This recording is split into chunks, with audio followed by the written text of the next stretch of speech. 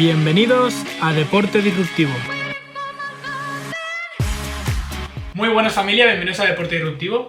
Hoy estamos aquí para hablar de... Bueno, el otro día vi una película que se llama Moneyball. Esta es sobre béisbol y la vi por recomendación de otras personas que también les gusta mucho el mundo del data y de la tecnología. Brad Pitt en esta peli hace de Billy Beane y este es un manager de los Oakland. Esto es todo basado en hechos reales, ¿vale? La película está basada en hechos reales. En Oakland lo que ocurre es que hay un problema, y es que en el 2002 todos los equipos grandes se llevan a los mejores jugadores de ese equipo.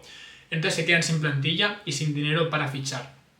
¿Qué ocurre? Que sin dinero tienen que buscar herramientas o tienen que ideárselas para hacer un equipo competitivo para la liga de béisbol profesional allí en Estados Unidos. Entonces, ¿qué ocurre? Bueno, Billy Beane lo que hace es coge para el equipo a un economista, el cual basa todas las decisiones que hace en datos. En este caso, lo que le ayuda a conseguir a Billy Beane es fichar a jugadores que a priori son muy baratos, pero que normalmente los equipos no quieren por ciertos motivos. Por ejemplo, unos lanzan raro y por eso los equipos los descartan, pero realmente tienen muy buenos números. O jugadores que a lo mejor son conflictivos y también los cogen porque al final con un poquito de trabajo pueden dar un buen rendimiento. O algunos porque a lo mejor son demasiado viejos, pero que siguen dando buenos números, ¿no? Entonces lo que hacen es construir un equipo competitivo en base a esos datos. Contra todo pronóstico, acaban teniendo 20 victorias seguidas en la liga. Estos son unos números increíbles. Entonces, ese mismo año, cuando acaba la temporada, los Red Sox, que es uno de los equipos más famosos de béisbol, le ofrece a Billy Beane un contrato millonario y si lo hubiese aceptado, que en este caso no lo hizo, hubiese sido el manager mejor pagado de la historia. Él rechazó ese contrato y igualmente los Red Sox siguieron intentando basar su modelo de juego en datos. Esto sería como, tiene un nombre en lo que sería el mundo del data. Esto sería data driven, sería como basar todo en datos. Entonces, los Red Sox, esto pasó en el 2002, pues en el 2004 ganaron la liga, en este caso la MLB de béisbol, que es la mayor liga de béisbol en todo el mundo. Y bueno, ¿qué tiene que ver con esto con el mundo del fútbol que veréis en el título? Pues bueno, aparte de que hay alguna historia bastante similar a esta, es importante porque el fútbol aquí en España sería como el deporte rey y se está empezando a usar mucho lo que sea tecnología. Entonces, para empezar, ¿qué es el Big Data? El Big Data son todos esos datos que recopilamos y que podemos almacenar, ¿vale?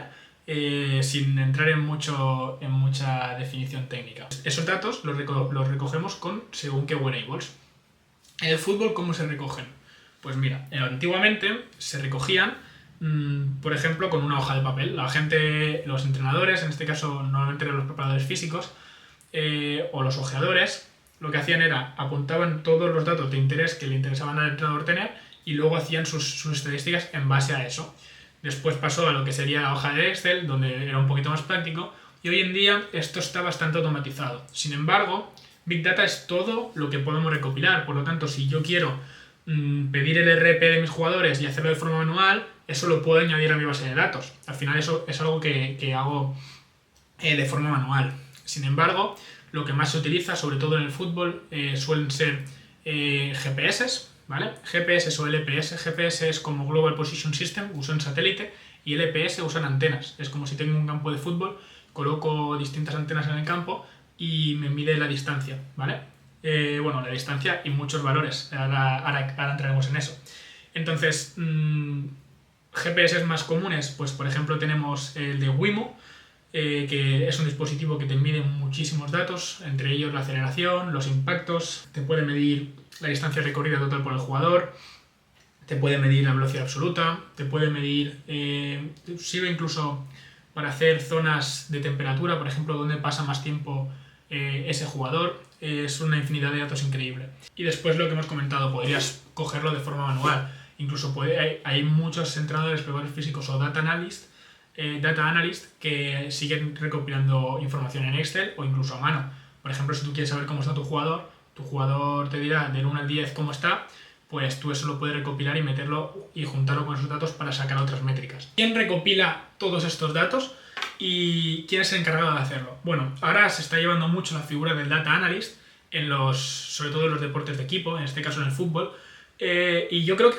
está convirtiéndose en una figura primordial en los equipos, porque al final todo lo que sea estadística y probabilidad no son datos exactos, la probabilidad no es una ciencia exacta, pero sí que es bastante precisa. Y lo que nos puede ayudar es a sacar, o al menos conclusiones sobre las decisiones que hemos tomado. En este caso hay un ejemplo muy extraño, y es que la noticia de este año fue que el Manchester City incorporaba a su equipo técnico 4 astrofísicos. Y dirás, ¿y qué tiene que ver un astrofísico con el mundo del fútbol? No tiene ni nada que ver. Bueno, los astrofísicos al final son personas que manejan muchos datos, son personas, los astrofísicos no son personas que miren al cielo y sacan conclusiones, sino que en base a según qué datos y qué números, están todo el día con masas y volúmenes muy grandes de números, sacan fórmulas y sacan conclusiones en base solo a números. Entonces es un perfil que, a pesar de que no tiene mucha relación con el fútbol o que no tiene mucha relación con los deportes, es un perfil que maneja muy bien las masas de datos. ¿Quién más hace esto aparte del Data Analyst, que puede ser también astrofísico? Pues por ejemplo la inteligencia artificial. Hay programas de inteligencia artificial que lo que hacen es recopilar esos datos y darnos directamente esas métricas. De hecho, el objetivo de los astrofísicos yo creo que tendría que ser el hecho de simplificar esas cifras y darnos las fórmulas para poder sacar esos datos, ¿no? Esto que suena, hablando de astrofísicos y hablando de estas cosas, parece que pueda ser en parte como un poco abrumador, porque dices, ostras, esto es para demasiados expertos y es algo que es súper complejo. No lo es tanto. Ahora os iré explicando. Pero bueno, el proceso de las personas que lo hacen son lo que serían el data mining, ¿vale? Data mining es como el minado de datos. Es como yo tengo datos y quiero sacar unas conclusiones en base a eso. Pues esas conclusiones es el minado de esos datos, data mining. Entonces, ¿en qué áreas puedo usar lo que sería el Big Data? Sobre todo en el fútbol. Bueno, en este caso, por ejemplo, podemos hacerlo con tácticas. Lo que hemos dicho antes, ¿vale? El mapa de calor nos sirve para saber en qué puntos está más nuestro jugador. Esto lo podemos hacer de nuestro jugador o lo podemos hacer de otros jugadores, porque hay varias empresas que se encargan incluso de vender este tipo de datos de los otros equipos y ver dónde se posicionan más esos jugadores, ver, imagínate en un caso muy concreto, un penalti, pues ver dónde tira el rival. Todas estas cosas nos lo permite el Big Data y nos da una opción más precisa.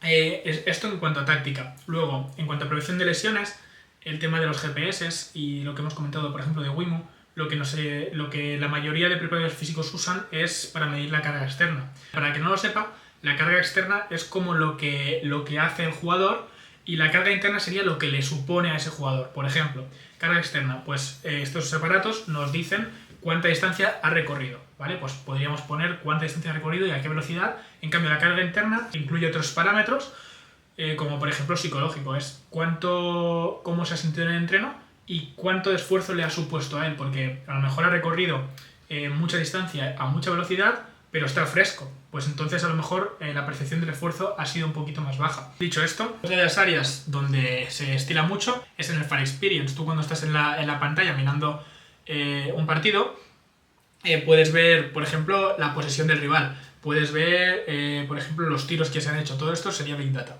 Pero vamos a ir un poquito más a lo pragmático. Realmente, ¿para qué nos puede servir exactamente el Big Data? ¿O cuánta rentabilidad se le puede sacar al Big Data en el mundo del fútbol? Bueno, en este caso, pues voy a hablar del Brentford, que este año ha ascendido por primera vez en 74 años a la Premier League, a la liga inglesa. ¿Qué pasó con estos? Estos tenían un problema, y es que en las categorías inferiores los jugadores se iban a otros equipos, como por ejemplo el Manchester City, que está bastante cerca, porque es un equipo mejor y está en una categoría más alta. Entonces todos los jugadores de las categorías inferiores se acaban yendo a estos equipos. ¿Qué pasa? Si tú tienes menos de 18 años, si tú eres menor de edad, no puedes tener un contrato en el equipo. Por lo tanto, esos equipos grandes no pagaban al Brentford por llevarse a sus jugadores. ¿Qué hizo? Vale, dijeron, no me está siendo rentable tener esa cantera, porque al final esos jugadores nunca llegan arriba. Entonces eliminamos la cantera, dejamos un filial y el primer equipo. Gracias a eso, en el filial tenían a partir de chicos más o menos de 17 años para arriba. Entonces, ellos lo que intentaron fue la filosofía un poco la que tiene Monchi aquí en España, que es compro barato y vendo caro. ¿Cómo seleccionan a esos jugadores? Con Big Data. Empezaron a ver de forma similar a lo que hacía Billy Beane, empezó a mirar jugadores que eran baratos y que podían ser rentables bajo las características del propio equipo. Y bueno, por ejemplo, hubo bastantes casos que les salieron bien y por ejemplo compraron por ejemplo a Maupay por 1,5 millones y lo vendieron por 19,8, y gracias a eso pudieron ir construyendo un equipo un poquito más sólido y generando un poquito más de ingresos a ese club. Otro ejemplo bastante peculiar aquí en el mundo del fútbol, en Manchester City otra vez, sería Kevin De Bruyne. Lo que hizo fue llevar a la renovación de su contrato para que le renovaran con el precio que él quería. Contrató a una persona que le llevase los datos y dijo, esto es el Manchester City cuando yo estoy y esto es el Manchester City cuando yo no estoy. Esto es lo que genero, por lo tanto valgo esto. Lo que hizo fue básicamente llegar allí, poner los datos encima de la mesa y decir, no lo digo yo, lo dicen los datos, esto es lo que hay, si me queréis, pagarme. Me parece brutal, la verdad. Y luego otro ejemplo, pues ese es el caso del Sevilla, con Monchi, que ya usan desde hace tiempo bastante Big Data y bastante... Bueno, ahora os contaré un poco sobre una empresa que también usa inteligencia artificial, pero lo usan bastante y al final aquí en España el Sevilla es bastante conocido por fichar jugadores que valen baratos y que luego se acaban vendiendo a ligas extranjeras por bastante más dinero. El tema de inteligencia artificial. Para tratar todos estos datos, al final hay muchos datos en la red. Entonces, si conseguimos generar algoritmos que nos permitan organizar esos datos, nos facilita mucho la información. Un caso de estos es Holocip, ¿vale? Holocip lo que hace es, mediante inteligencia artificial, recopila datos y te da diferentes variables de según qué jugadores o según qué equipos. Me explico. Por ejemplo, hace cosas como si se lesiona tal jugador, por ejemplo, si se lesiona Cristiano Ronaldo en la Juventus, ¿qué sustituto le iría mejor? Y a lo mejor no tiene por qué ser otro delantero de esa misma posición y que valga lo mismo que Cristiano Ronaldo. Quizás es un jugador un poquito más barato, pero que con las sinergias que crearía con esos jugadores, pues saliese bastante más rentable y encima fuera un buen sustituto para él. Esto, al final, es una nueva forma de hacer scouting, de fichar a nuevos jugadores. Dicho esto, como visión general, creo que el analista de datos y el entrenador tienen que empezar a crear más sinergias y creo que la figura del analista de datos cada vez va a cobrar más importancia. Yo creo que cada vez va a ir creciendo más. Es cierto que ha tenido un gran crecimiento durante los últimos 5 años, pero creo que aún le falta un poquito. No solo en el mundo del fútbol, sino en el mundo de todos los deportes. Si tú puedes basar tus decisiones en datos estadísticos, siempre van a ser más sólidas tus decisiones. Al final las personas tenemos sesgos y tomamos decisiones en base también a algo psicológico. Y creo que esto nunca va a ser reemplazable. Y al final a eso quiero ir también. Creo que es un buen complemento, creo que es súper importante, creo que el equipo que no lo haga lo va a tener jodido para ganar ligas o para fichar, pero considero que siempre hay un componente humano que nunca vas a poder eliminar, porque hay siempre un instinto, hay siempre algo psicológico que tengas tú con el jugador. Tú cuando entra el jugador, si ves que estaba motivado, eso lo ves, con datos quizás no puedes verlo, al menos a día de hoy, ¿no? Pero creo que es un buen complemento. Y luego, algo que quería recalcar es que yo como profesional, al menos, cuando empecé a ver todo esto, me abrumó un poquito porque dije, hostia, tú ves un Excel lleno de números o ves una pantalla llena de datos y dices, sí, esto está muy bien, cojo muchos datos, pero ¿esto para qué sirve? Porque realmente estoy usando esto para algo o simplemente tengo estos datos porque sí. Creo que a veces nos abrumamos demasiado y creo que dejamos de ser simples. Creo que la simpleza está el éxito y creo que cuanto más simples seamos, mejor que mejor. Si a un entrenador, yo como analista o como preparador físico, le tengo que presentar algo, no le puedo presentar una hoja llena de miles de datos. Al final tengo que ser simple y tengo que coger variables que a mí me interesen. Aunque un partido me dé 52 millones de datos, yo de esos 52 millones de datos a lo mejor no uso todos, uso unos cuantos o cojo las variables que a mí me interesen. Por ejemplo, si yo digo que voy a quedarme con la velocidad máxima de cada partido porque es importante para mis jugadores, porque quiero evaluar eso, pues me quedo con ese dato, pero a lo mejor hay datos que no necesito y que me están abrumando por decir los tengo ahí o tengo que evaluarlo. Al final a veces caemos en esa complejidad de querer medirlo todo y al final no medimos nada. Con esto me despido, familia. Espero que hayáis notado algún que otro cambio, sobre todo en lo que sería el audio y sobre todo lo que sería también los que me veis por YouTube. en la cámara, la hemos cambiado también. Ahora me podéis ver un poquito más nítidas las gafas. Y nada, espero que os haya gustado el vídeo. Si es así, nos ayudáis mucho, sobre todo diciéndoselo a alguien que le pueda interesar, o compartiendo incluso el podcast con quien quieras. Déjanos 5 estrellitas si estás en Apple Podcast, puedes dejarnos me gusta o comentarios en YouTube si nos escuchas por allí, o en Spotify. Y nada, nos vemos en la próxima. Un abrazo, familia, nos vemos.